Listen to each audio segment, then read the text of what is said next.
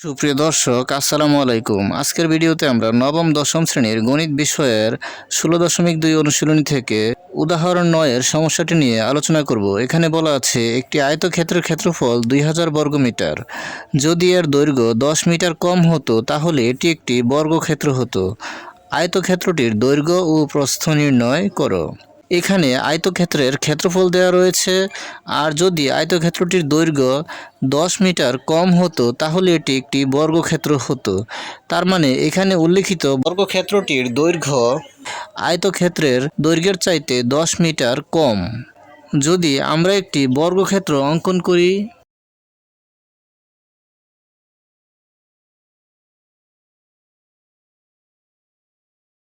এখন আমরা একটি বর্গক্ষেত্র অঙ্কন করলাম, যার প্রতিটি বাহুর দৈর্ঘ্য ধরে নেই x।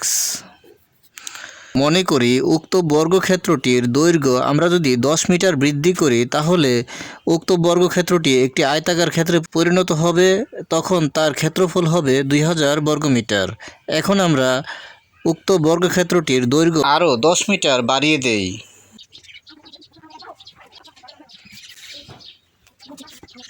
যেহেতু আমরা ধরে নিয়েছি বর্গক্ষেত্রটির বাহুর দৈর্ঘ্য 10 মিটার বৃদ্ধি করলে এটি এমন একটি আয়তক্ষেত্রে পরিণত হবে যার ক্ষেত্রফল হবে 2000 বর্গমিটার।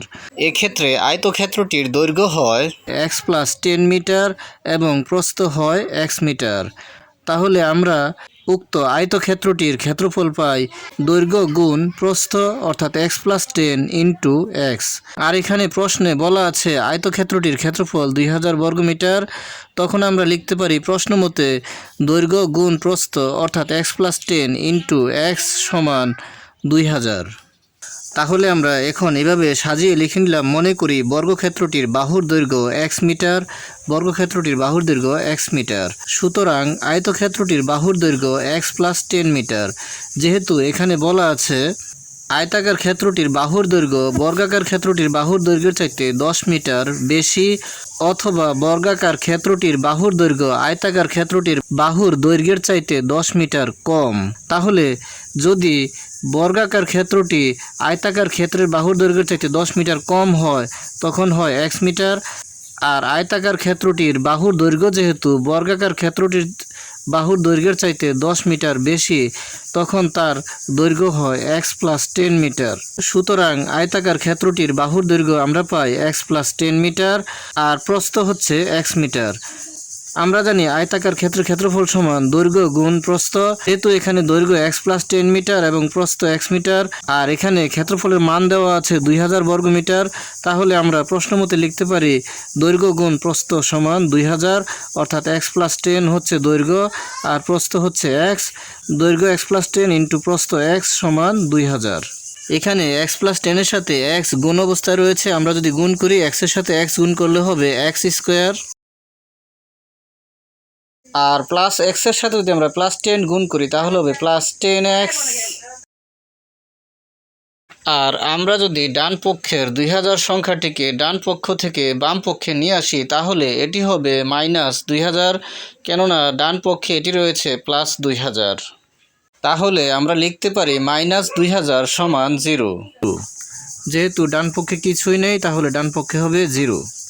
এখন আমরা এই রাশিটিকে মিডল টার্ম করতে পারি, অর্থাৎ মধ্যপদী উৎপাদকে বিশ্লেষণ করতে পারি। মধ্যপদী উৎপাদকে বিশ্লেষণ করার ক্ষেত্রে আমাদেরকে এখানে যে 2000 সংখ্যাটি রয়েছে সেটিকে উৎপাদকে বিশ্লেষণ করতে হবে। আমরা 2000 সংখ্যাটিকে উৎপাদকে বিশ্লেষণ করলাম। প্রথমে 2000 সংখ্যাটি যেহেতু একটি জোড় সংখ্যা 2 দ্বারা ভাগ দিলাম তাহলে হলো 1000। 1000 যেহেতু আবারও জোড় সংখ্যা 2 দ্বারা ভাগ দিলাম তাহলে হলো 500। 500কে 2 দ্বারা ভাগ দিলাম তাহলে হলো 250। 250কে 2 দ্বারা ভাগ দিলাম তাহলে হলো 125। 125কে যেহেতু 2 দ্বারা নিঃশেষে বিভাজ্য হয় না তাহলে আমরা 5 দিয়ে নিঃশেষে বিভাজ্য হয়, তাহলে আমরা 5 দিয়ে ভাগ দিলাম তাহলে হলো 25। 25 সংখ্যাটি যেহেতু 5 দ্বারা নিঃশেষে বিভাজ্য হয় তাহলে আমরা 5 দিয়ে দিলাম, 5 × 5 = 25।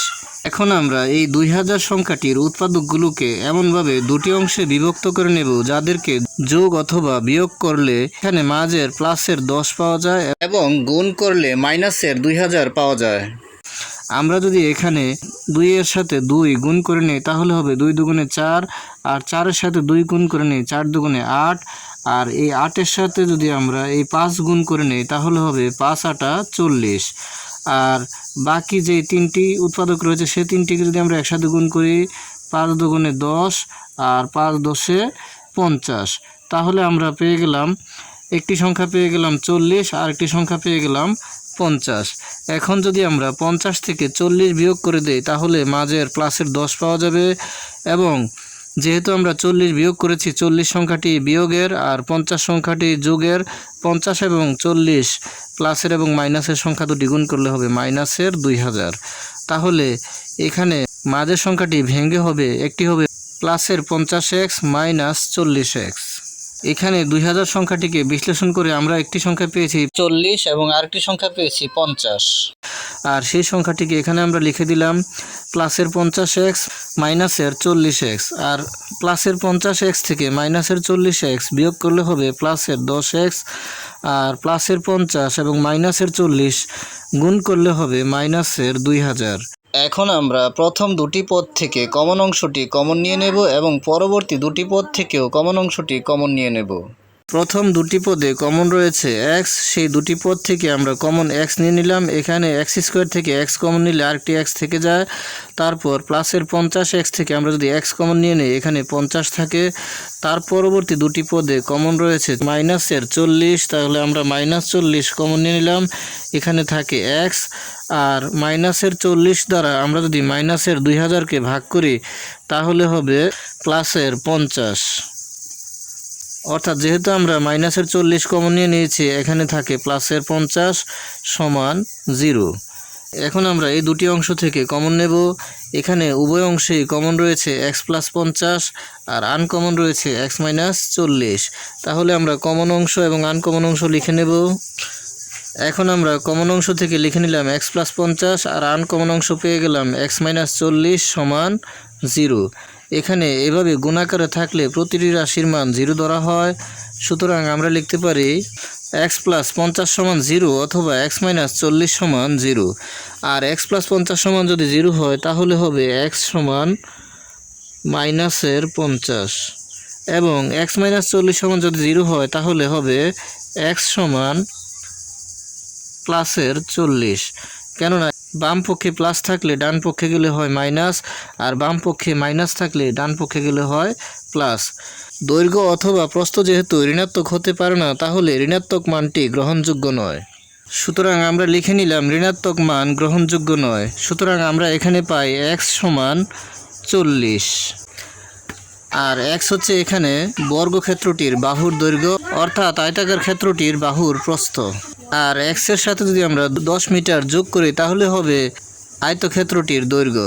সুতরাং আমরা লিখতে পারি আয়তাকার ক্ষেত্রটির দৈর্ঘ্য x + 10 মিটার, বা যেহেতু x এর মান 40 তাহলে 50 মিটার, এবং প্রস্থ 40 মিটার। অ্যান্সার। আজকের মতো এই পর্যন্ত। এই ভিডিওটি ভালো লাগলে লাইক, কমেন্ট ও শেয়ার করে দিবেন এবং চ্যানেলটি সাবস্ক্রাইব করে পাশে থাকার অনুরোধ জানিয়ে সকলের সুস্বাস্থ্য কামনা করে এখানেই শেষ করছি। আসসালামু আলাইকুম।